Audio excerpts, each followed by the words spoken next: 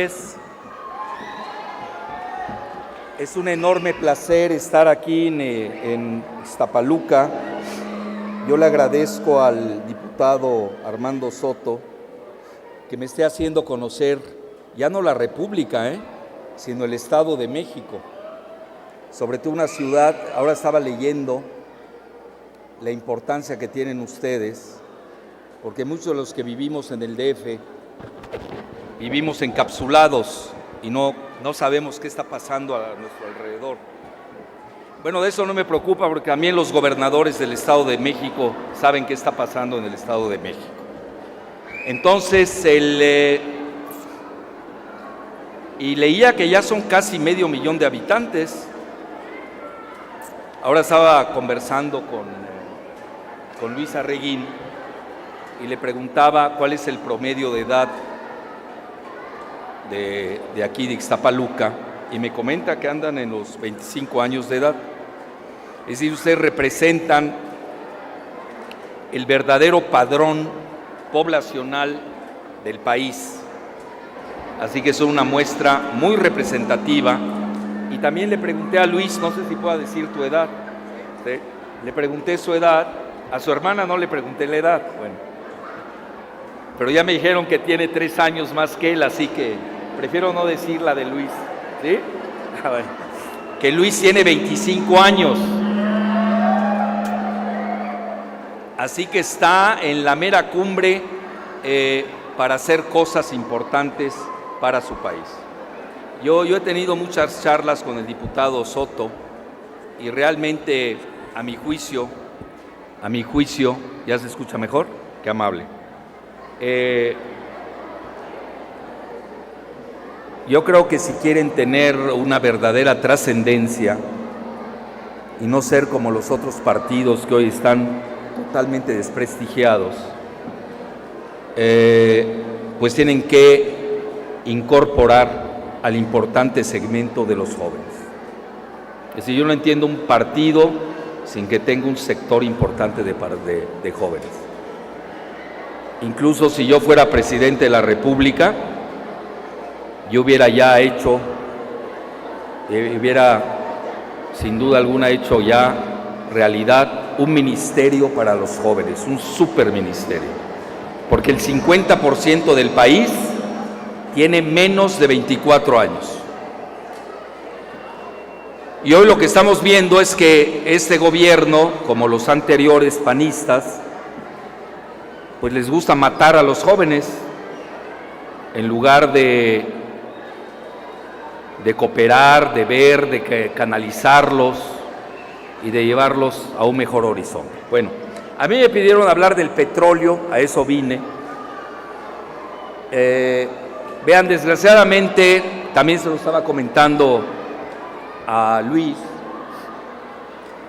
de que un político verdadero, si un político verdadero debe hablar con la verdad, o lo que cree que es la verdad, imagínense los que nos dedicamos a la academia en varias universidades, los que nos consagramos al estudio. Yo ahorita se los digo abiertamente, acabo de estar en Rusia, en Moscú, fui a dar una conferencia a la Academia de Geopolítica de Moscú y afortunadamente, dicho por ellos, consideraron que mi ponencia fue la mejor. ¿Qué quiero decir con esto? Que México también se piensa y nos respetan en el resto del mundo. Entonces, a mí me da un gran placer haber estado hace 15 días en la Academia de Geopolítica de Moscú. Luego me invitaron a una de sus mejores televisoras, que tiene una audiencia de 200 millones, que se llama Russia Today, y me entrevistaron alrededor de, no sé, entre 10, 15 minutos, y hoy es muy viral, como ahora le dicen en los medios. Incluso les estaba diciendo con este asunto de la verdad, a mí me consultó como mes y medio un amigo que tengo de años atrás, Incluso fui novio de su hermana, pues imagínense si no lo conozco. Ya estoy casado, bien casado, no se preocupen. Pero obviamente somos muy buenos amigos. Y él es uno de los principales asesores en comunicación de Peña. Y obviamente ya empezaba el problema en México, que ustedes ya conocen, todo lo de Ayotzinapa, Tatlaya, etcétera. Y me pidió mi opinión. Solemos comer una vez cada 3 meses. Él es diputado, va a ser gobernador de un estado del noroeste. Casi les digo quién es, ¿no? Y hablando así en corto, porque nosotros solemos hablar, como diría la filósofa Irma Serrano, a calzón quitado. Entonces, dialogando con él, me dice, a ver, vengan las críticas. Le dije, mira, todos esos selfies, ya ven ahora que se hacen los selfies con el iPhone que hace Peña Nieto, no sirven para nada. Desgraciadamente, el panorama de México no es muy halagüeño y yo creo que Peña tiene que cambiar totalmente el lenguaje frívolo de Televisa e irse con un lenguaje más realista, más humano, pero sobre todo de corte churchilliano. Ustedes saben que Churchill, y era obviamente Gran Bretaña uno de los principales países del mundo antes de la Segunda Guerra Mundial, pero sabían que tenían que enfrentar a Alemania para su supervivencia, y él, en lugar de dar falsas promesas a un pueblo relativamente educado y cultivado como el británico, lo único que les prometió fueron sangre, sudor y lágrimas. En México ya tenemos sangre, lágrimas hay por la sangre vertida. Pero ¿qué le está faltando al gobierno? Sudor. No hacen la tarea, no están entendiendo el momento crítico que está viviendo el país. Y desgraciadamente ellos optaron por una política energética que hoy está demostrando que fue un fracaso. Yo se los digo con humildad de rigor. Lo publiqué en un libro que se llama Muerte de Pemex y Suicidio de México, que incluso me valieron amenazas, pues ya saben de dónde provienen las amenazas. Y por eso pues, no le di una gran difusión que se merecía, porque como que yo estaba entorpeciendo pues lo que yo veía desde el punto de vista académico y el análisis, que esta reforma no le servía a México, le servía a Estados Unidos y a Canadá, le servía a la oligarquía, a la plutocracia, pero no al país. Y hoy estamos viendo, desgraciadamente, que mis pronósticos pues ya son realidad, ¿eh? Lo que pasa es que no tardaron mucho. Yo presenté el libro por ahí de agosto, estamos a finales de diciembre y ya se está desmoronando todo esto de las reformas energéticas. Pero sí me gustaría explicárselos y para eso me invitaron acá, para que les diga más o menos de qué se trata. No quiero ser muy pedante ni aportarles así datos que los mareen, pero sí les comento, antes de empezar, sí les quiero hacer una pregunta, porque tampoco les quiero echar a perder la Navidad. Quiero aprovechar para desearles una feliz Navidad, un mejor año nuevo, pero sí, porque hay dos maneras siempre de decir las cosas: darles mentiras disfrazadas para que salgamos todos contentos, o quieren que les hable con la verdad. Así que digan, ¿quieren que les hable con la verdad? ¿Sí o no? Ya podemos seguir. Sí, porque si no quieren, pues aquí empezamos a cotorrear y me voy a Televisa y a ver quién mente más, ¿no? Se trata de que ustedes se enteren, pero no solamente que se enteren. Yo creo que a partir de aquí, cuando ustedes tengan los datos duros y contrarresten toda esta propaganda que al final de cuentas se les revierte, porque hay que dar resultados, yo creo que debemos salir aquí con un horizonte de que hay otros caminos, que hay esperanza. Yo la gran esperanza de México, vean, yo tengo 66 años y no lo niego, ni lo oculto. Y realmente mi generación, yo puedo decirles que fue claudicante, se entregó al gobierno. Mi generación es muy corrupta, tengo la pena de decírselos. No les voy a decir nombres, ustedes los conocen, ahí están todos en la tele y en la radio. Yo he roto con esa generación porque realmente son hipercorruptos. A mí mi generación no me quiere, pero yo tampoco los quiero, así que es de doble vía. Yo considero que me pertenezco a los jóvenes de México, la esperanza del país. Ese 50% que tiene menos de 24 años de edad. Y cuando un país tiene esa riqueza, puede hacer maravillas. Nada más que hay que cambiar, hay que dar un golpe de timón transformador, y eso es a lo que yo les voy a combinar al concluir esta charla. Bueno, rápidamente les voy a dar el esquema para que ustedes más o menos entiendan de qué se trata esto del petróleo. De entrada les digo que todas las cuentas alegres que habían hecho se les vinieron abajo. No hay tal boom como... Sí viene un boom, pero de explosión, no fue un boom de prosperidad. Yo incluso me acuerdo en un programa que tuve con Carmen Aristegui y otra persona que no me acuerdo el nombre. Esta persona venía de una universidad privada de corte neoliberal y hablaba del boom, ¿no? Pues ya vimos el boom, sí, explotó, pero no en prosperidad, explotó porque se les cayó la burbuja totalmente. Y yo obviamente fui más escéptico, siendo muy educado, y más que nada comenté que quienes gobiernan al país habían claudicado, ahí con mi amiga Carmen Aristegui, y que habían hecho demasiadas cuentas alegres. Bueno, pues hoy se vio, les doy el resumen. Nos estaban amenazando los grupos que querían que se entregase la última riqueza nacional, yo diría la penúltima, pues todavía nos queda una riqueza. Son los jóvenes, de eso. Mientras sean los jóvenes la riqueza nacional, podemos revertir todo.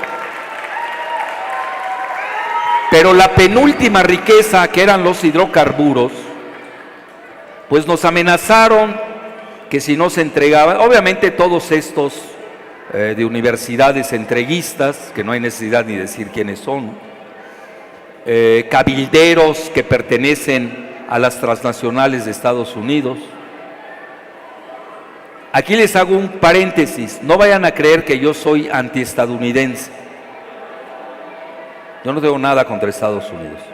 Yo con Estados Unidos quiero una relación, lo que ellos llamarían en inglés win-win, ganas, gano. Son nuestros vecinos, los principales vecinos.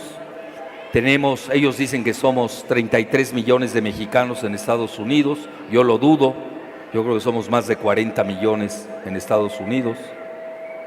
Vamos a ser la primera potencia demográfica en Estados Unidos en el 2050. A ustedes les va a tocar, a mí no, al menos que me hagan un trasplante contra la vejez, pero a mí no me va a tocar. Pero voy a morir esperanzado porque sí veo que las corrientes demográficas, culturales, geopolíticas, al final del día van a favorecer a México.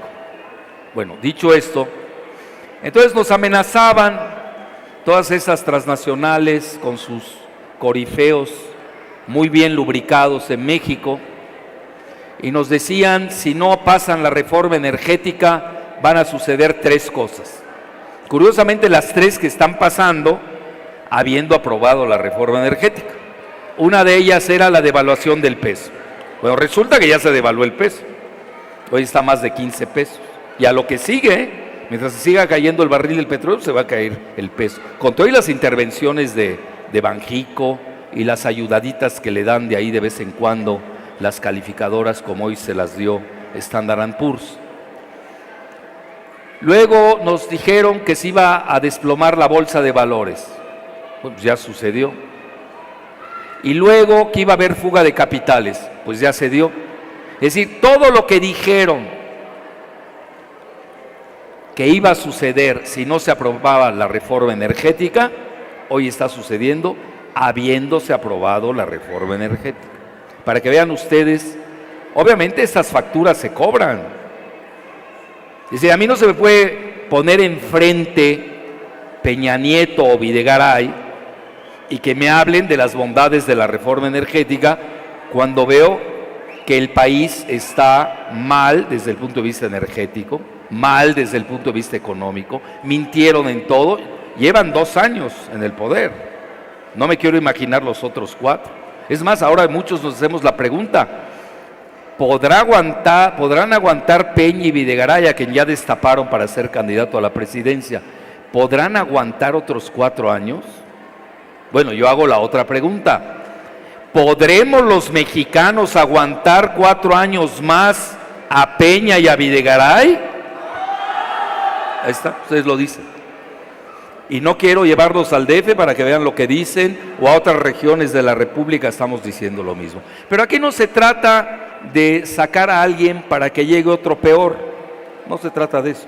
Nosotros tenemos que llegar con un programa bien redactado, con una proyección al futuro y sobre todo con un programa para los jóvenes de México. Ese es fundamental. Y si nosotros no podemos nada más trabajar para Televisa y que Televisa nos imponga un presidente e incluso le escojan hasta la que debe ser su esposa. Entonces, ante esta situación, bueno, pues llegamos, el panorama no es halagüeño para el 2015. Ahora, vean, yo no le quiero echar la culpa de esto nada más al gobierno. Yo tengo un método de análisis que me ha dado muy buenos resultados por su metodología, que es ver lo local, lo regional y lo global. Es decir, por eso un político sensato, y la población se lo agradecería, y les voy a decir por qué más la población mexicana. La población mexicana es muy noble. Entiende, si yo fuera presidente de la República y en lugar de dar discursos locos como cada vez lo hacen, o mandar a mi esposa a decir mentira y media, salgo con la verdad a los medios masivos de comunicación y les digo, señores y señoras, ¿qué es lo que hay que hacer? ¿Qué es lo que vamos a hacer?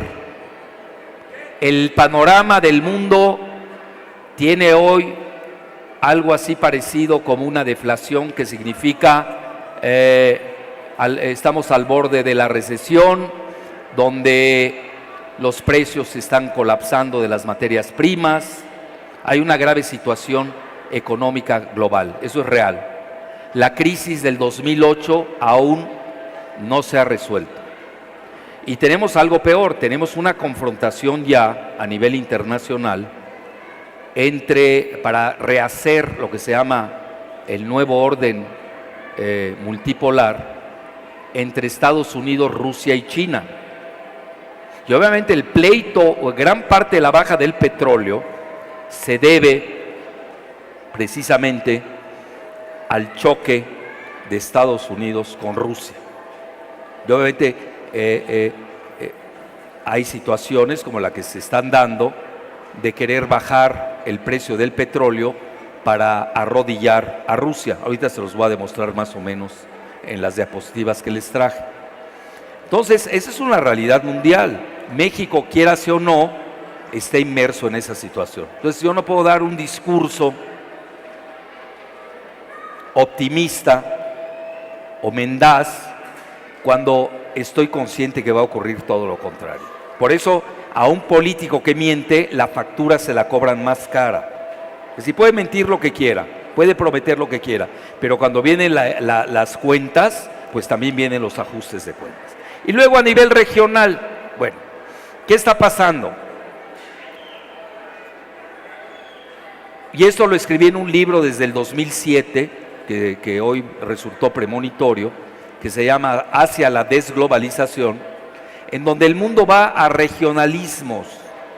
Es decir, las grandes potencias, aparte de las tres que les dije, que son Estados Unidos, Rusia y China, están estimulando y fomentando y consolidando sus regiones. Obviamente también lo está haciendo Brasil, lo está haciendo la Unión Europea, pues la Unión Europea tiene problemas. En África no hay así grandes liderazgos, algunos dicen que Sudáfrica, otros que Egipto, pero realmente no tienen un liderazgo como tiene Brasil en Sudamérica. Entonces estamos viendo regionalismos, nos guste o no, y México lo han jalado a un proyecto cada vez más profundizado de lo que se llama Norteamérica, que es la unificación regional, económica, energética, incluso de una divisa común que quieren reemplazar al peso, al dólar estadounidense, al dólar canadiense, con una divisa que se llama el amero, y que quieren meter a otros países de Centroamérica, del Caribe y de Sudamérica. No me voy a meter ahorita en ese tema, pero eso es lo que quiere Estados Unidos y lo está consiguiendo, y no lo ha hecho en un año. Por eso yo digo que Peña es la punta del iceberg de los anteriores presidentes entreguistas que han cometido peores errores, nada más que los ha profundizado.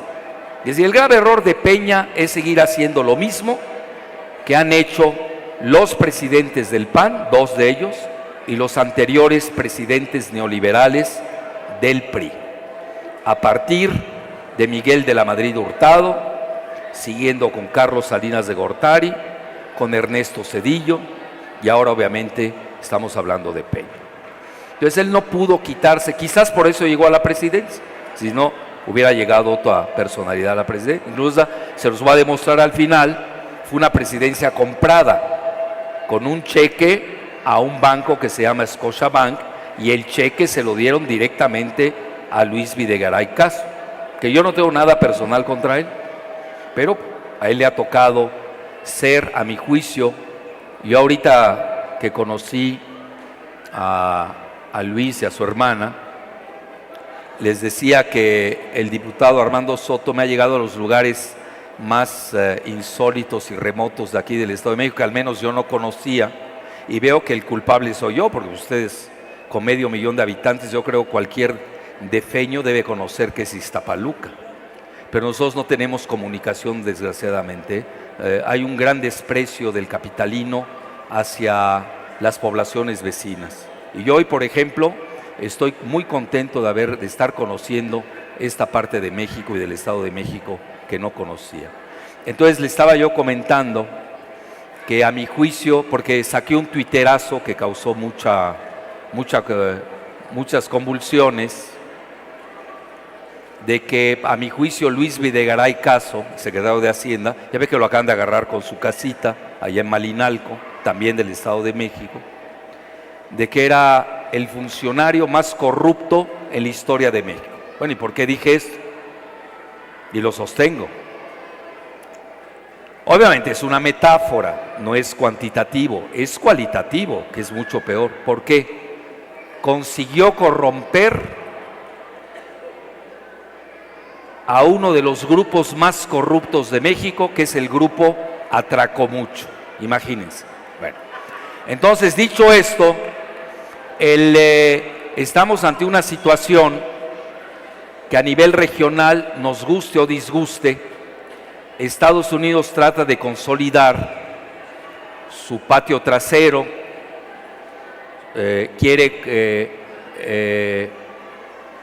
pues controlar los hidrocarburos de México, lo cual ya consolidó, sobre todo en la parte del Golfo de México, todo lo que representa el gas bituminoso de Canadá, el agua también. y sobre todo el Golfo de México. Ya vieron ahora con la nueva relación con Cuba, eso forma parte del proyecto que equivale mucho a lo que ha hecho Rusia en el Mar Negro, con lo Crimea. Es decir, Estados Unidos, con esta jugada de reconciliación de Obama con Cuba, pues de hecho impide la entrada de Rusia y de China, o lo saca, vamos a ver cómo viene esta jugada, o lo saca precisamente de Cuba y del Golfo de México.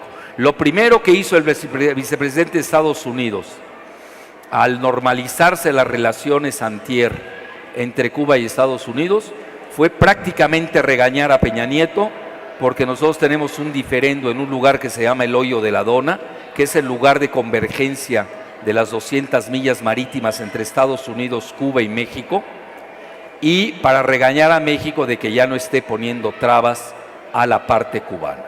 Fíjense de qué tamaño es la jugada con Cuba. Bueno, entonces, en resumen, Estados Unidos ya no se quiere ver nada más como Estados Unidos. Ellos traen el proyecto que les llaman en inglés North America, proyecto de Norteamérica, de integración energética de todas las redes de gasoductos, oleoductos, etcétera, etcétera. Y obviamente el que forma parte de México. Bueno, entonces esa es la cuestión regional. Y a nivel local, pues le apostaron aquí a la privatización de Pemex, a la bursatilización, es decir, a la venta de acciones de la propiedad catastral del Golfo de México, y pues hoy también hay un choque de intereses, a mi juicio es gran parte de la desestabilización que está sucediendo en el país, donde se están peleando los grandes grupos, quién se va a llevar la tajada del pastel de lo poco que va a quedar de los hidrocarburos en México. Nada más que sucedió algo que ni Videgaray ni Peñas esperaban. Se les desalinearon los astros, están totalmente desalineados. Una economía que no crece, que va a la baja, que no hay perspectiva con este modelo. Fíjense de qué grado no hay perspectiva, que Evo Morales, que es un presidente indígena de Bolivia, el día de antier, criticó durante la cumbre de Mercosur, que es donde están conglomerados los países en un bloque económico que liderea Brasil, Argentina, del que forman parte también Venezuela ya, Uruguay y Paraguay, si no me equivoco, y al que quiere integrarse Bolivia, y decía que el modelo neoliberal de México es un modelo fallido, un modelo fracasado. Es decir, ya se burlan de nosotros en Sudamérica. Fíjense de qué tamaño. Cuando México era el líder de Latinoamérica, éramos la segunda potencia económica de Latinoamérica. Nosotros, por ejemplo, no tuvimos nada que ver en la reconciliación de Estados Unidos con Cuba. Y yo les cuento una anécdota, se les digo abiertamente. A mí me invitó a cenar una ocasión el comandante Fidel Castro, porque yo fui a una reunión de globalización, y pues no le reclamé, pero imagínense, empezamos la cena a las 11 de la noche y acabamos a las 7 de la mañana. Y le pregunté al comandante, oiga comandante, ¿y usted por qué tiene asilado a Carlos Salinas de Gortari aquí en Cuba?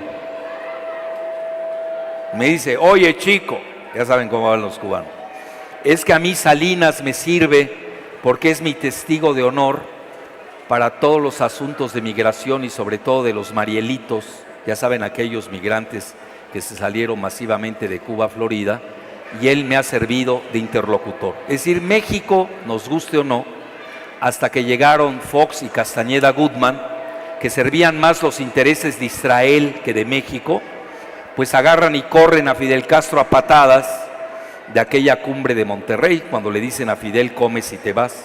Lo cual, visto en retrospectiva, sin animadversión ni frente a Castañeda, que fue un pésimo canciller, tan es así que nada más duró 2 años en su cargo, no estaba diseñado para ello. Y Fox, obviamente, pues hoy, visto en retrospectiva, hicieron el ridículo. cuando nosotros debimos haber sido siempre lo que fuimos, un canal de comunicación que en inglés se llama un back channel, en trastienda con Cuba, y hoy pues estamos pagando nuestro aislamiento porque nos hemos clavado totalmente con Estados Unidos y dejando de lado nuestras amistades tradicionales con Latinoamérica y sobre todo nuestro liderazgo en Latinoamérica, a tal grado que ustedes vieron quienes intervinieron en la negociación de Obama con Raúl Castro, pues fueron Canadá y el Papa Francisco. Muchos se preguntan, bueno, ¿y qué tiene que ver el Papa Francisco en esto? Lo que pasa es que Fidel Castro, él estudió en una universidad jesuita de La Habana, entonces él es muy pro-jesuita, y el Papa Francisco, ustedes lo saben, es el primer Papa jesuita de la humanidad. Entonces ahí hay mucho que ver, pero obviamente ahí, ¿qué se notó? Pues la ausencia de México a todos los niveles. Bueno, ahí tienen ustedes, ya les hice un panorama local, regional, global, de cómo es la situación del petróleo. Ahora, luego los voy a ayudar más, si ustedes también me ayudan, a decirles cómo viene esto de la reforma energética. Bueno, desde el inicio detectamos, para entender mejor lo de la reforma energética, es dividirlo en tres sectores. Uno es el sector que maneja Pemex, el viejo Pemex que hoy está a punto de morir, que tenía una producción que llegó a 3.5 millones de barriles al día, que tenía uno de los superpozos, yacimientos más importantes del mundo, que es el yacimiento Cantarell, que lo sobreexplotaron.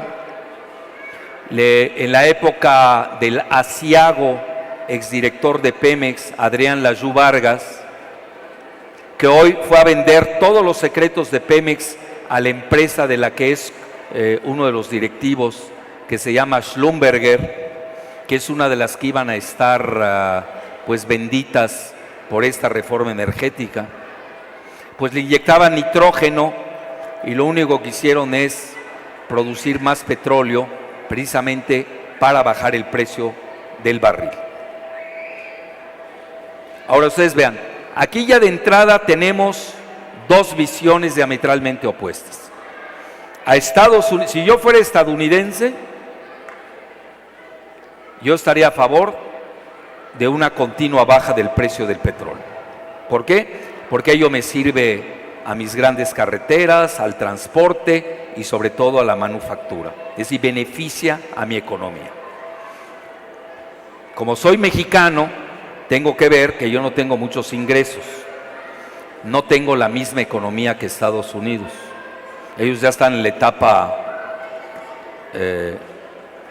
tecnológica, andan ya en avanzada de la robótica, la informática, ya están en la segunda fase cibernética, de todo lo que es la cuestión de supercomputadoras, están en la nanotecnología, están en la revolución del genoma, toda la revolución biológica, y nosotros en México todavía no entramos siquiera a la fase, pues yo diría, de la vieja tecnología, ni estamos en la cuestión satelital, no estamos en la primera revolución cibernética, no estamos en la cuestión nuclear. Entonces realmente estamos hablando que son dos visiones de dos países con dos desarrollos totalmente diferentes. Por eso que para nosotros el petróleo sea una cuestión de vida o muerte, porque es nuestro primer ingreso. Dependemos del petróleo, ya no tengo el último dato del Producto Interno Bruto, pero aproximadamente, si no me equivoco, andaba en un 20%, pero en el presupuesto, pues prácticamente forma parte, cada vez cambian las cifras, entre 40 y 60%. Entonces a nosotros, ¿qué nos conviene? Pues un precio alto del petróleo, no un precio bajo. Por eso ahora que bajó, fíjense lo que son las cosas. A Estados Unidos le está yendo de maravilla, sube el dólar, la manufactura baja de precio, la bolsa de Wall Street está mejor que nunca, le pegan a Rusia, le pegan a todos sus rivales económicos como son Irán, Venezuela, y de paso se llevan a México, que no les importa un comino. Vean la República Mexicana, y vamos a dividir en 3 sectores lo del petróleo. La parte añeja de Pemex con el petróleo que se estaba explotando, que nosotros producíamos 3.5 millones, que aceleramos la producción del Pozo Cantarell, porque el genio de Adrián Layou, que era más servil de Estados Unidos que de México, pues le inyectó petróleo precisamente para producir más y bajar el precio. Bueno, ahora dicen, ahí hay mucha desinformación, que México anda en 2.3 millones de barriles al día. Bueno, esa es la primera parte. Y obviamente se va a seguir bajando porque pues ya se están consumiendo todos los pozos. Luego viene la parte importante, yo diría la segunda importante, pero no es la primera, lo que se llama el shale gas en inglés, o shale oil también, que en español se traduce como gas esquisto. Y esa parte, supuestamente México era la tercera reserva a nivel mundial, detrás de China y Argentina. Estados Unidos viene en quinto lugar. Y la principal parte del gas esquisto o del shale gas se encuentra en la parte noreste de México y la región de la cuenca de Burgos, que es Tamaulipas, Nuevo León y algo de parte de Chihuahua, básicamente. Entonces, pero aquí vienen los problemas con el shale gas. Ahí no van a entrar las grandes transnacionales. Ahí va a entrar la empresa de Adrián Layou Vargas, que es Schlumberger, Halliburton, que es de quien fue directivo el vicepresidente de Estados Unidos, Dick Cheney, y que fueron los culpables con British Petroleum del gran desastre en el Golfo de México. Fíjense la esquizofrenia de los gobiernos mexicanos, tanto del PAN como del PRI. Cuando sucedió la hecatombe ambiental del Golfo de México por la derrama de la famosa plataforma Deep Horizon de British Petroleum, que contaminó al Golfo de México, el gobierno mexicano le entabló con Calderón, le entabló un juicio a British Petroleum. Y ahora obviamente el juicio sigue, nadie habla mucho al respecto, pero sigue el juicio y obviamente lo continúa el mismo Peña. Pero a British Petroleum es a la que le van a dar la gran parte del Golfo de México, para que vean ustedes la esquizofrenia de que no hay consistencia, no hay congruencia, no hay coordinación, no hay articulación entre las mismas políticas del gobierno. Entonces, bueno, ahora viene la parte del shale gas, la cual es muy ominosa, es muy peligrosa. Ya se demostró por las mismas publicaciones científicas de Estados Unidos, 1, que provoca sismos, 2, que es cancerígeno, y son publicaciones del Partido Demócrata. Yo me he abocado mucho al tema del shale gas, y créanmelo y se los digo con humildad de rigor, si se consigue prohibir el shale gas en México, lo tengo que decir con humildad de rigor, yo fui el pionero de combatir el shale gas en este país.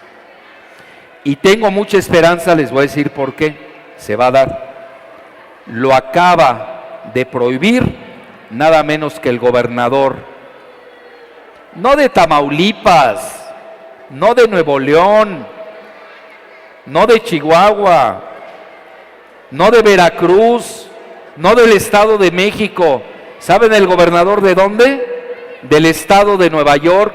El gobernador Cuomo acaba de prohibir por daño ambiental el shale gas en su estado. Entonces, y obviamente esto va a cundir como ejemplo en todo el resto de Estados Unidos. Y yo me hago la pregunta, con estos datos tan duros, donde se demuestra que el shale gas provoca cáncer, provoca sismos, tiene grandes contaminantes, contamina mucho más que los gases invernadero, como se les conoce, y que obviamente afectan el cambio climático. ¿Serán capaces aquí de seguir adelante con la explotación del shale gas? A ese grado de inconsciencia o de esclavitud mental han llegado los gobernantes y gobernadores de México. Bueno, pero ahí viene lo más importante. Resulta que se requiere de mucha agua para extraer el shale gas, porque lo hacen a través de una perforación horizontal que perfora hasta, si no me equivoco, 5,000 metros en profundidad, para romper una roca donde está precisamente, ahí está el contenido de petróleo y de gas esquisto. Requieren de mucha agua. Y ahí viene el problema.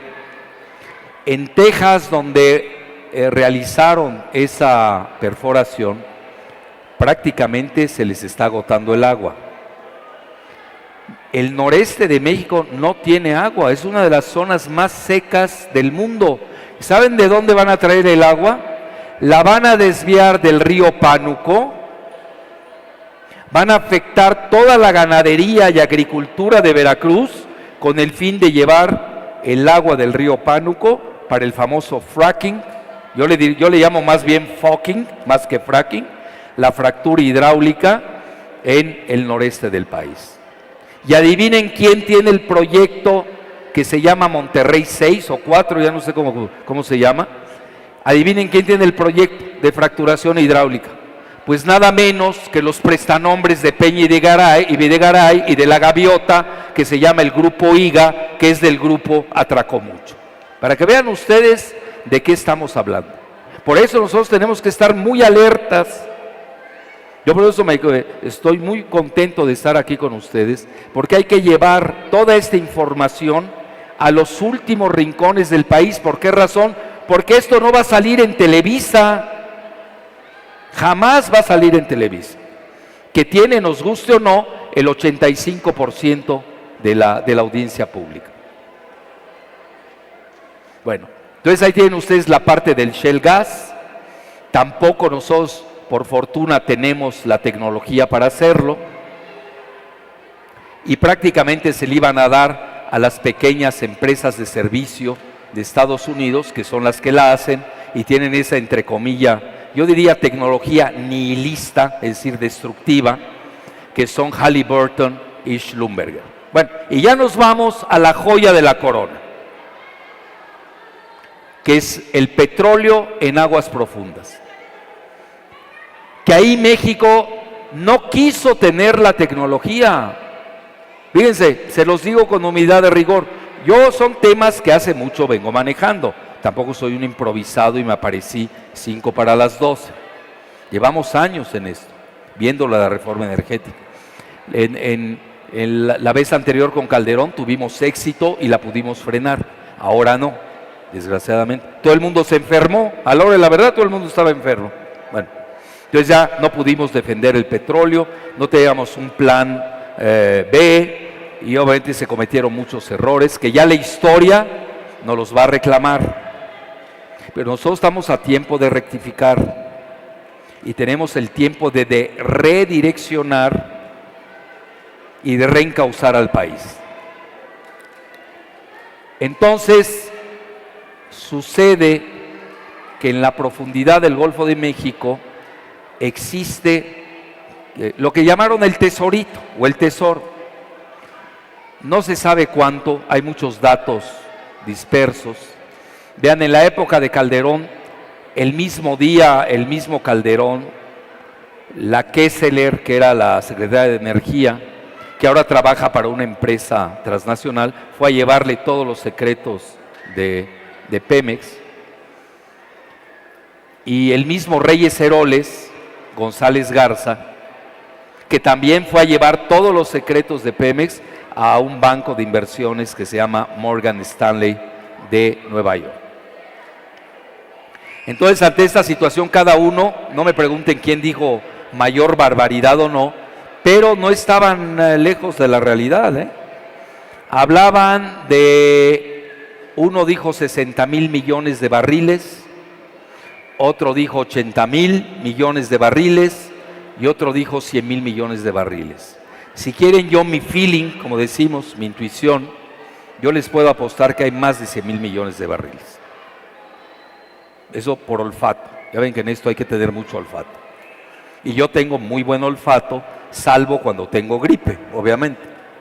Entonces, nada más vamos a agarrar la cifra de 100,000 millones de barriles. A $50, ¿a cómo está?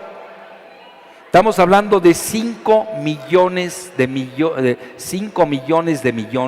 que en inglés se llama trillions, es decir, 5 a la 12ª potencia, de dólares. Estamos hablando casi 4 veces el Producto Interno Bruto de México. Eso es lo que estamos regalando. Y les voy a decir por qué lo estamos regalando. Primero que nada, a mí me tocó invitar a a 2 exdirectores de Petrobras, que es la empresa más exitosa de Brasil y la más importante, y son los mejores que perforan en aguas profundas. Uno se llama el ingeniero Siqueira y el otro no me acuerdo el nombre, pero también es buen amigo, fue director de Petrobras. Lo trajimos aquí al Instituto de Investigaciones Económicas de la UNAM, donde tengo la fortuna de ser árbitro, así me nombraron y ahí estoy. Bueno, a lo que quiero llegar, lo invitamos, los dos dieron conferencias, incluso al ingeniero Siqueira lo llevé al Senado de la República, y luego lo placeamos en los medios, lo llevé a una radio importante del país, lo llevé con Carmen Aristegui, lo llevé al periódico La Jornada, pues es donde yo tengo contactos. Y abiertamente, ¿saben qué dijo? Nosotros en Petrobras, los ingenieros de Petrobras, aprendimos de Pemex. No entiendo cómo ustedes quieran rematar su petróleo. Entonces ya en corto, yo lo invité a cenar o a comer, no recuerdo, somos buenos amigos, con su grupo, su séquito que tenía. Le pregunté, oye, ¿cuánto tiempo toma aprender a perforar en aguas profundas para extraer el petróleo que está a más de 5,000 metros cuadrados? Me dice 2 años. Bueno, ok. Si los brasileños les toma 2 años y nosotros los mexicanos somos retrasados mentales, así nos quiere ver el gobierno mexicano, supongamos que nos tome 5 años. ¿Cuál es la prisa? De aquí a que uno empieza a estudiar, a explorar, a extraer y a producir, toma 10 años. Es decir, a Peña ni le va a tocar. Apenas si le toca al otro presidente que viene. Obviamente estoy pensando en 4 años que vienen más, no estoy pensando en otro escenario. Bueno, entonces dicho esto, ¿por qué esa prisa? ¿Por qué no querer aprender esa tecnología? Bueno, luego ya me fui más allá y incluso a mí me tocó ir al Senado y comenté, bueno, ¿por qué no piden transferencia de tecnología? Ok, no sé perforar, pero enséñeme a perforar. Y obviamente hacemos trueques, hacemos joint ventures, como se llama, asociaciones estratégicas, etc. Nada. Luego, ¿y dónde están los resguardos ambientales? No hubo resguardo ambiental. Tan es así que no hubo resguardo ambiental, porque ellos dicen que sí, yo todavía no lo entiendo, han de estar escrito en jeroglíficos, porque yo no los entiendo, que no prohibieron el shale gas. Si hubiera un resguardo ambiental, lo primero que hubieran hecho, fíjense, habían 3 vías.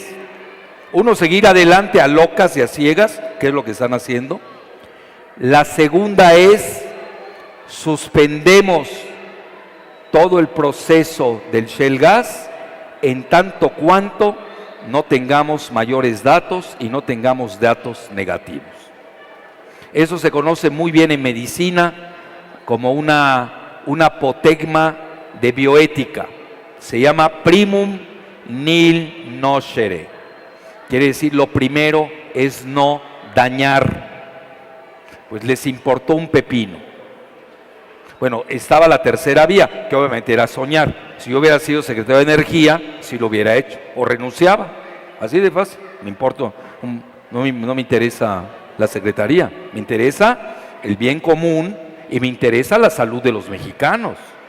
Yo si hubiera prohibido el shale gas, fíjense lo que son las cosas. Y aquí tienen ustedes una agenda muy interesante como partido, porque eso como que ha quedado, nos endormecimos, pero ahora que se está cayendo la reforma energética, bueno, pues hay que rehacerla, hay que reubicarla en el contexto en el que está viviendo el país. Bueno, entonces ahí tienen ustedes, y ahí viene otra parte importante. Vean, no les quiero romper la cabeza porque es un poco complicadón, pero resulta que todo lo que pidieron las transnacionales, British Petroleum, Shell, así se escribe, S-H-E-L-L, no lo vayan a confundir con el Shell Gas que se escribe S-H-A-L-E. Todo lo que pidieron las transnacionales anglosajonas, Chevron, ExxonMobil, Shell y British Petroleum, se los dieron. Es decir, una bursatilización subrepticia de las reservas probadas en el Golfo de México. ¿Qué quiere decir esto? En el momento en que ellos demuestren que hay tanto tipo de reservas, tienen ya la propiedad, escuchen bien, allá, lo acabo de leer antier en Stratford, un centro estratégico de los Estados Unidos que leen todas las empresas transnacionales de Estados Unidos. Ellos mismos hacen publicidad y dicen las 500 principales transnacionales de Estados Unidos leen Stratford. Antier lo sacaron, para que vean que hasta les traigo datos fresquitos. Pasa a ser propiedad de Estados Unidos o de sus petroleras y ya las pueden inscribir en la Bolsa de Valores de Nueva York, que se conoce como el New York Exchange Commission, o no, la Security Exchange Commission de Nueva York. Eso no lo están diciendo en México. ¿Por qué no lo dicen? Porque saben que los vamos a escupir por traidores, por entreguistas. Los vamos a escupir literalmente. Y vamos a maldecirlos a ellos y a todas sus generaciones y legados genéticos que tengan en el futuro. Bueno, ahí les di ya el panorama. Ahora, ¿qué pasa con toda esta debacle que está sucediendo en la reforma energética? Se los adelanto. Tampoco crean que iba a ser la panacea, Yo incluso lo predije, bueno, me basé en un estudio de un banco de inversiones de Estados Unidos que se llama JP Morgan, y ellos consideraban que a lo sumo, si es que llegaban todas las inversiones, que no crean que era mucho dinero, ahorita les voy a decir cuánto era, y obviamente no va a llegar ese dinero. Ahorita con esta crisis, menos. Ellos prevían que iban a llegar a lo sumo 15,000 millones de dólares. Pues no son brutos, meto el mínimo, saco el máximo en el Golfo de México, lo meto a la bolsa y se me van las acciones a las nubes y a México le doy migajas si es que llego ya a darles migajas. Es decir, Estados Unidos considera que el Golfo de México es de ellos, a tal grado que ya le quieren cambiar el nombre. No es broma, le quieren poner Golfo de Estados Unidos y lo están consiguiendo, por desgracia. Bueno, entonces ante esta situación, ¿qué va a pasar con? Bueno, iba a subir, dijeron, 1% el Producto Interno Bruto de México. Bueno, para eso hicieron tanta laraca, tanta reforma energética para eso. Pues no es nada. Bueno, ustedes me dicen, bueno, ¿qué son 15,000 millones de dólares? Estamos hablando de cifras que ingresaba Pemex. Les digo, la última vez, el año pasado, Pemex ingresó, no me hagan mucho caso, no tengo la cifra exacta, pero aproximadamente. Conste que estoy hablando de memoria, todavía no pongo ni mi primera diapositiva. Ingresó entre 125,000 y 134,000 millones de dólares. Es una de las dos cifras.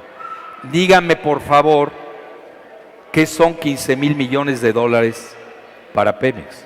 Nada, no llega ni al 8%. Pudimos haber sacado dinero de otra parte. El problema es el dinero. Pues si lo tenemos, si algo tenemos es dinero. Hoy tenemos 190,000 millones de dólares de reservas en el Banco de México. ¿Y de dónde creen que vienen esos 190,000 millones de dólares? ¿Dónde creen que vienen? ¿Del ITAM? ¿De dónde? ¿De dónde viene? Pues del petróleo. 190,000 millones de dólares de reservas. ¿Qué no pudimos usar? No podemos usar 15,000 millones de dólares para invertir en México, en nuestro país. Bueno, supongamos que no. Teníamos unas. Yo les di todas las opciones, ¿eh? Yo fui al Senado y les dije, ahí está, 1, 2, 3. No es que no puedes tocar las reservas de Banjico porque es lo que sostiene al peso. Pero ¿cuál sostiene? Ahí se está desplomando, por favor. Las reservas de México no son de México, son de Estados Unidos. Estamos sosteniendo al dólar. Es al revés, porque tenemos dólares. Y adivinen dónde está el dinero de Banjico, de Banco de México. Pues está en la Reserva Federal de Estados Unidos. Ni siquiera lo tenemos en México. Bueno. Luego les dije, ahí están los fondos de pensiones. Ya había una cantidad bárbara, no me hagan mucho caso, entre 100,000 y 150,000 millones de dólares que se va a duplicar en los próximos 2 años. Fíjense lo que son las cosas. Los fondos de pensiones en México, lo que se llaman las Afore, tienen derecho a comprar acciones,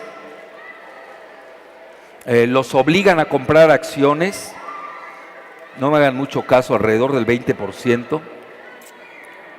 Acciones de la bolsa de Estados Unidos y de Europa, que no podemos comprar o financiar a Pemex. Los mexicanos estaremos felices, todos tenemos fondos de pensiones, los que somos profesores, estaremos felices de que usen nuestro dinero para financiar a Pemex.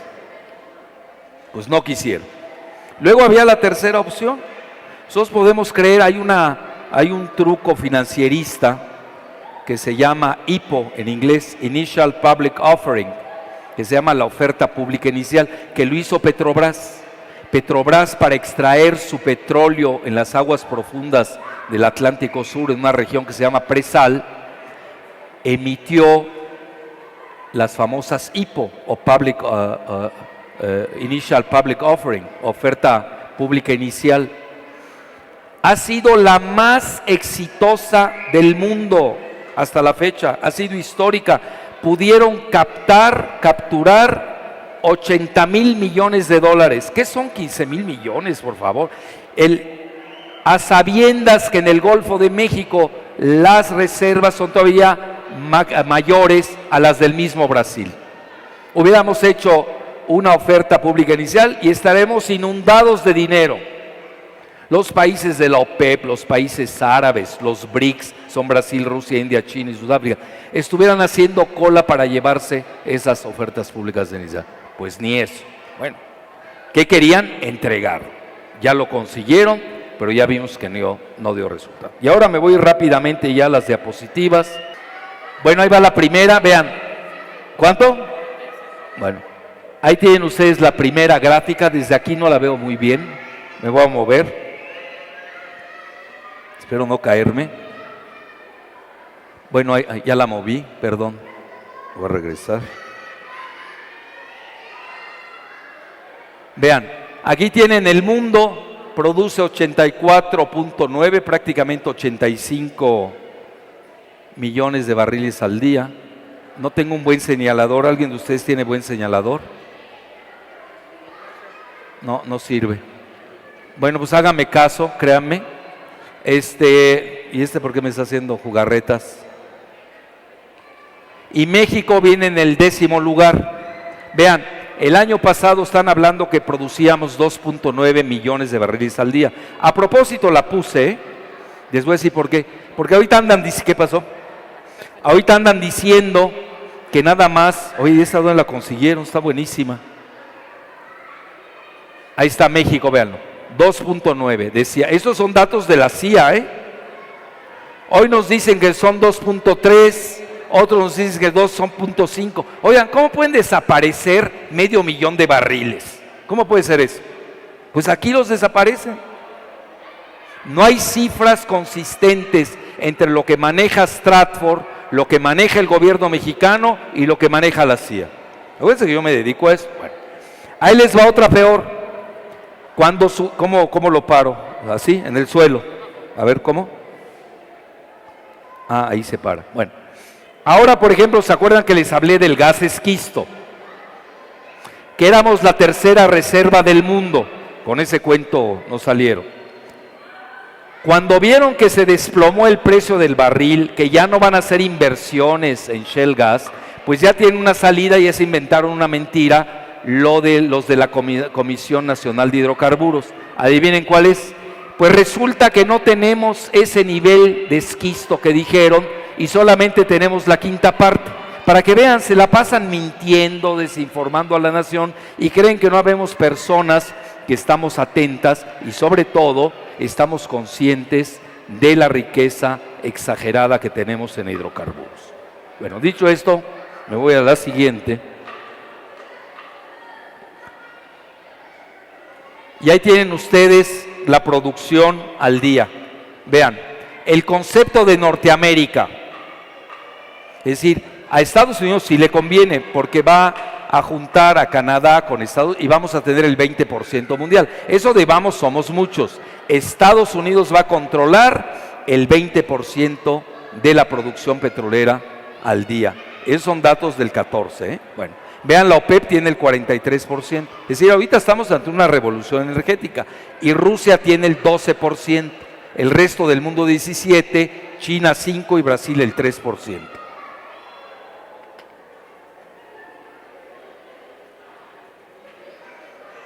Bueno, estos son los países de la OPEP y puse a México y también puse a Rusia y Estados Unidos. Vean la producción, Arabia Saudita es la principal, anda produciendo alrededor de 12, Estados Unidos anda en 11, Rusia está cerca prácticamente los tres están a un nivel relativo, andan entre los 10 y los 12, estos tres grandes.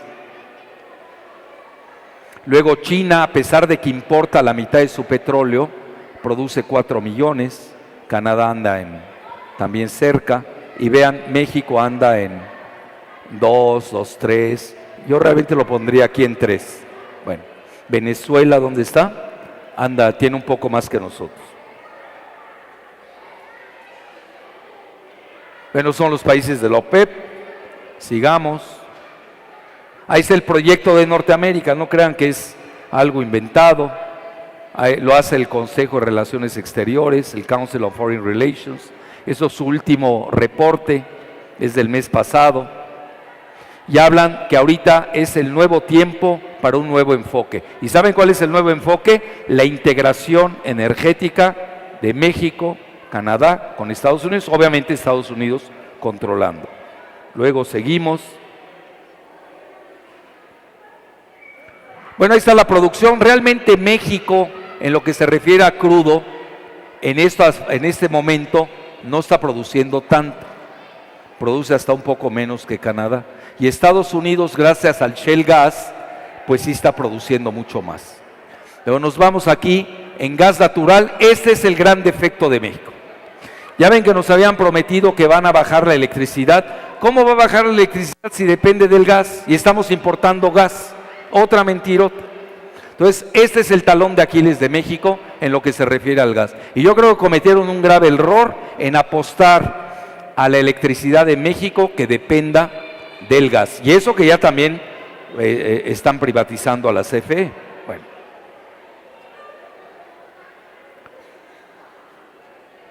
Ahí está, vean cómo produce aquí México, ni aparece realmente, no está entre los grandes productores de gas. Estados Unidos sí produce mucho gas, gracias precisamente al gas Shell.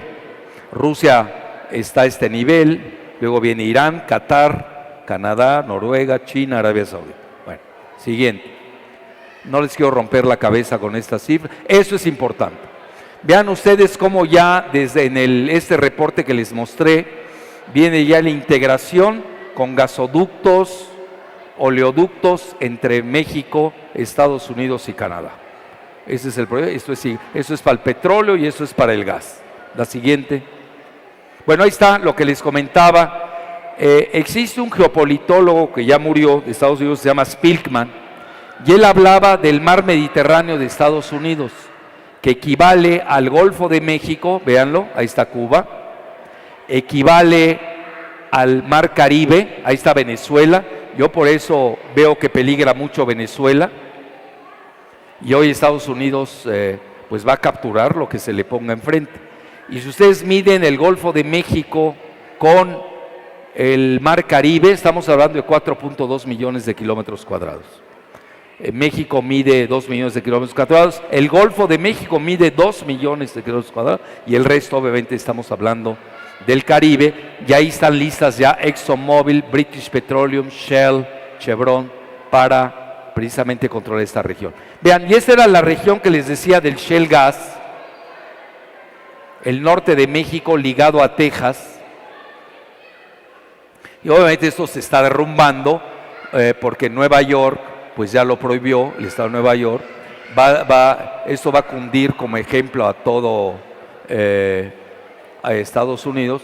En México no sabemos, pero ya con la disminución que dicen de la quinta parte, que México nada más es la quinta parte, pues ya va seguramente a ser pospuesto todo ese proyecto. Vean, Argentina tiene mucho, la zona de Neuquén, China tiene mucho. Bueno, siguiente.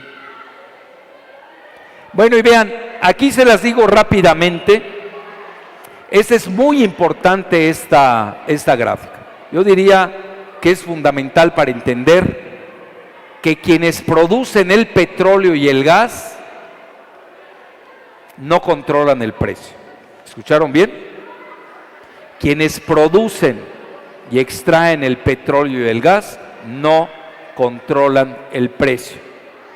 Ya tienen ustedes el ejemplo. Nos vamos a ir al petróleo, luego al gas y luego vamos a ver las finanzas. Tienen ustedes las 7 empresas petroleras que pertenecen a países. Aramco de Arabia Saudita, NIOC, no sé si este es de Irak o de Irán, siempre me confundo. Este es INOC, no sé si es de Irán o Irak también. Luego viene Venezuela, luego viene PetroChina, Gazprom de Rusia, Petrobras de Brasil y Petronas de Malasia. Dense ustedes cuenta cómo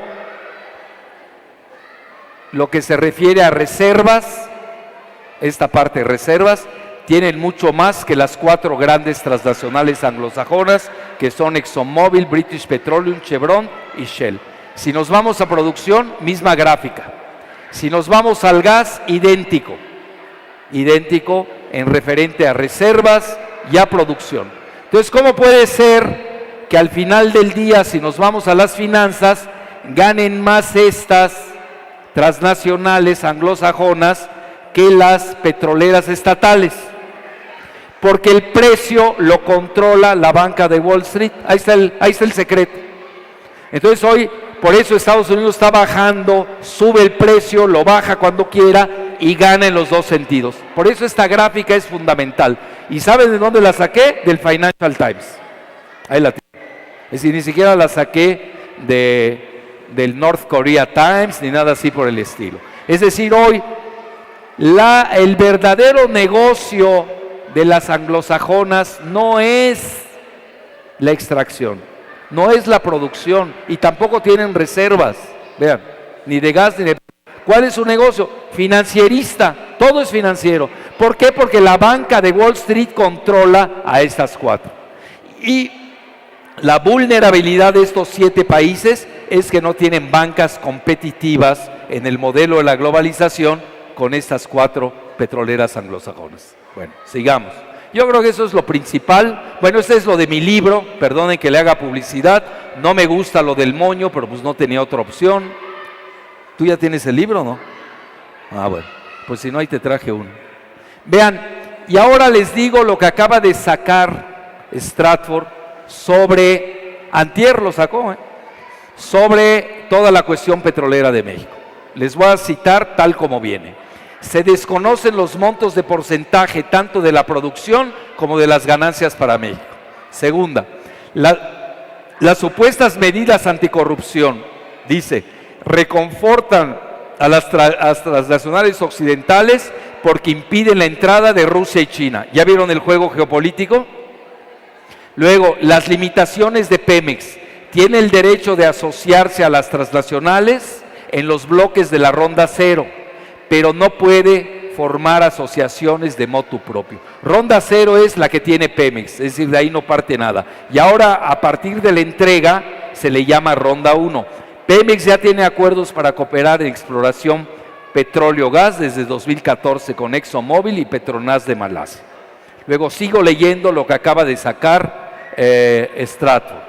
Primera fase de la Ronda 1, licitación de nuevos 14 bloques offshore. Offshore que está más lejos de la costa, se le llama como la región somera. Debido a las limitaciones financieras de Pemex, ni puede controlarlos ni calificaría para obtener su licitación. Es decir, Pemex se autogolea. Luego, esta fase sirve como parámetro para las futuras incursiones de las transnacionales anglosajones mediante la modalidad de production sharing, es decir, se reparte la producción a través de la bursatilización que ellos le llaman booking en aguas profundas, shale gas, esa yo la veo que se está cayendo, y en los bloques de petróleo pesado onshore, quiere decir en tierra continental, hasta el 2015. Bueno, debido a la crisis, esto ya se pospuso por lo menos 2 años. Sigo. Y ahí tienen ustedes los 18 bloques, Ronda 1 en aguas someras. Esta es la primera convocatoria, licitación por la Comisión Nacional de Hidrocarburos. Y ahí les va la noticia de hoy. Pues resulta que Lozoya Talman, que tiene 40 años, no es que no sea malo que tenga 40 años, Luis tiene 25 y es un prospecto bueno para el futuro. Aquí el problema es que no tiene experiencia en nada en esto de Pemex. Yo digo que ya lo que habían contratado con las petroleras en el curso del año, van a tener que renegociarlo y reajustarlo a la baja, porque ya cambiaron las condiciones. Pues ya empezamos a perder. Decía, a nosotros nos afectó la reforma energética más de lo que nos benefició. Y ahí están los famosos 18 bloques. Ahora vean dónde están principalmente. La Franja de Oro de Veracruz y aquí toda la parte de Tabasco, que es de las zonas más ricas, y algo de Campeche, que le toca junto al Pozo Cantarell. Pero vean, realmente la gran perdedora va a ser Tabasco. Curiosamente, vean, yo suelo ir a Tabasco una vez al año. Yo incluso me considero, hasta les digo que soy tabasqueño, ya me quieren adoptar, porque yo soy yucateco, también soy del DF, porque mi familia es de Yucatán. Y en Chiapas ya me adoptaron, así que ya tengo 5 nacionalidades, ¿no? Entonces, en Tabasco a mí me quieren mucho y yo también los quiero mucho, pero yo los veo, no sé, no entiendo. Yo no entiendo cómo los tabasqueños dejan que esto suceda. Realmente me asombra, ¿eh? Bueno, no quiero ser muy crítico, pues son mis amigos, y sobre todo que está gobernando un perredista ahí, que es Arturo Núñez. Bueno, eso es otro tema. Sigamos. Esto es lo mismo que ya lo sacaron los gringos en Stratford. Esa es la misma zona anterior que les mostré, que esa es la Ronda 1, y luego van a seguirse la zona de Chicontepec, la zona fronteriza y sobre todo las aguas profundas. Esa es la parte donde se calcula que hay 100,000 millones de barriles. Bueno, ahí está la producción de petróleo y gas natural de México, va a la baja, en gas estamos peor que en petróleo, etcétera. Bueno, y ahí les va más de lo que comenta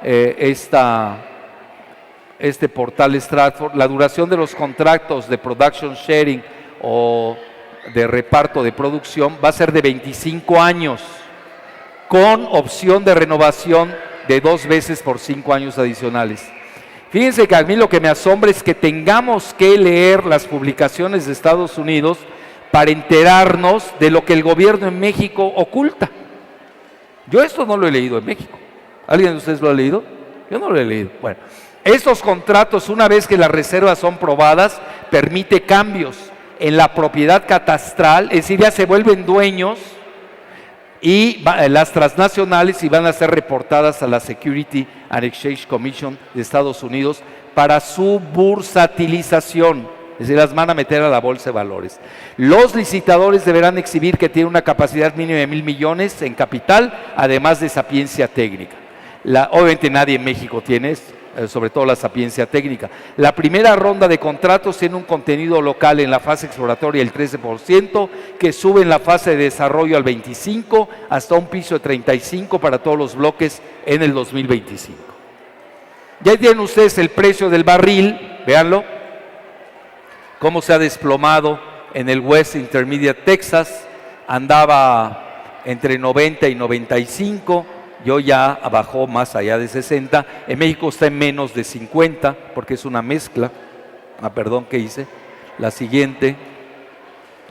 Vean ustedes Estados Unidos con el shale gas, cómo aumentó su producción. Tampoco es mucho, ¿eh? No crean que es mucho, aumentó, pero ellos lo han abultado. Ahí la tienen, luego otra más. Bueno, ya no me quiero meter, me iba a meter con la Casa Blanca de Angélica, luego con quién más. Bueno, la casa de Peña que compró de 50 a 60 metros por solo $13 cuando tenía 16 años. Viene su declaración. La casa de Malinalco de Videgaray, del grupo IGA, que ahora vale $1.200.000 millones.